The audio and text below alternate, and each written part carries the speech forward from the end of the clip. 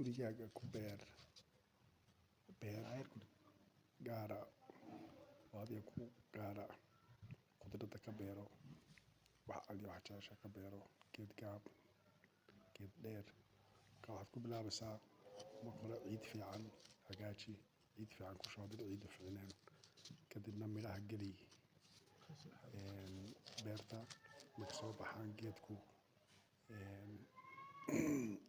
si fiican u waraabi marka imika waxaan sameynaynaa geedkii yareeraa aan diyaarinay marka hore meel kale ku diyaarinay ayaanu beerinaa marka waa la beeri karaa waxaad doontaad ku beeran kartaa gurigaaga qajiga tamaandhada basasha baradhada iyo wax kaloo badan maasha allah biska u qabo oo beero xaggana waa la socon kartaa wixii beeraha